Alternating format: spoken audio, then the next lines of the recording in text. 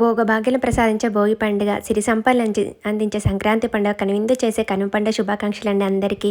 మీ పండుగ ఎలా జరిగింది? మా పండుగ చాలా బాగా జరిగింది. సంక్రాంతి రోజు మార్నింగే ఉదయాన్నే ముగ్గు వేసి, కలర్స్ వేసి, గొబ్బెమ్మలు చేసి, కడప దగ్గర కూడా గొబ్బెమ్మలు చేసి, తర్వాత పూజ చేసుకున్నాను. మేము భోగి పండుగ రోజు కాకుండా సంక్రాంతి పండుగ రోజు కూడా గొబ్బెమ్మలు చేసి పెడతాము. ఇంకా పూజ అంతా అయిపోయిన తర్వాత వంట అయితే స్టార్ట్ చేసిన. మేము సంక్రాంతి పండుగ రోజు పెద్దలకు పెడతాము. అంటే సంక్రాంతి పండుగ అంటేనే పెద్దల పండుగ.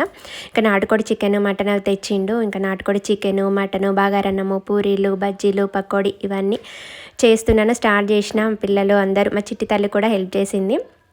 ఇంకా పండుగ రోజు అంతా మా తాతయ్య అమ్మమ్మనే గుర్తుకొస్తున్నారు. మా ఆయనమ్మ, మా తాతయ్య వాళ్ళైతే సంక్రాంతి పండుగ రోజు ముందు అప్పాలు చేస్తుంటాం కదా, ఇంకా వాళ్ళు చేసేటప్పుడు మాకు 90 ఇయర్స్లో కూడా మాకు హెల్ప్ చేస్తుండే. ఇలా చేయాలి, అలా చేయాలని సలహాలు ఇస్తుండే. నిజంగా పెద్దవాళ్ళు ఉన్నంత వరకు వాళ్ళ విలువ తెలియదు. అంటే వాళ్ళు ఏదైనా చెప్తే చిరాకు పడతాం, అది చేస్తాం, కానీ వాళ్ళు పోయిన తర్వాత విలువ మాత్రం చాలా తెలుస్తుంది. పెద్దవాళ్ళు ఉన్నప్పుడు వాళ్ళ మాట అందరం విని గౌరవించి అందరం కలిసి పండుగ చేసుకునే వాళ్ళము. కానీ మా తాతయ్య అమ్మమ్మ పోయిన తర్వాత అసలు మా ఇంటి కళనే పోయింది. వాళ్ళు ఉన్నప్పుడు చాలా బాగుండే. అత్తమ్మ, అమ్మమ్మ, తాతయ్య ఎవరి ఇంట్లోనైనా అంతే కదండి. పెద్దవాళ్ళ ఉన్నప్పుడు వాళ్ళ విలువ తెలియదు, పోయిన తర్వాత తెలుస్తుంది. అందుకే వాళ్ళు ఉన్నప్పుడు వాళ్ళ మాట గౌరవించాలి, వాళ్ళని బాగా చూసుకోవాలి.